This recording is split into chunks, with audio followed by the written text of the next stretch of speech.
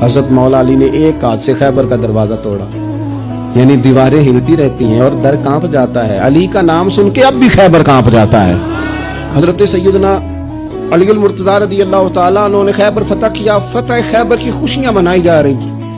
حضرت جعفر طیار بھی حبشہ سے ہجرت کر کے مدینے آ گئے، کہنے لگے وہی رہیں گے، غلام فریدہ ہوتے کی وسنا جی تیار نظر نہ آوے، مکے جا کے کیا کرنا ہے، مدینے چلتے ہیں جہاں حضور ہیں۔ یہاں آ گئے ہجرت کر کے۔ اب ذرا بات سننا کتنی مزیدار ہے۔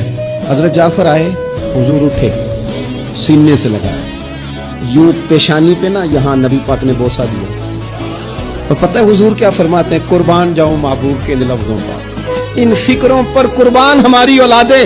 حضور فرمانے لگے سمجھ نہیں آ رہی مجھے سمجھ نہیں آ رہی، کچھ سمجھ نہیں آ رہی یا رسول اللہ کس بات کی؟ فرمایا سمجھ نہیں آ رہی کہ مجھے خیبر فتح ہونے کی زیادہ خوشی ہے یا جعفر کے آنے کی زیادہ خوشی ہے۔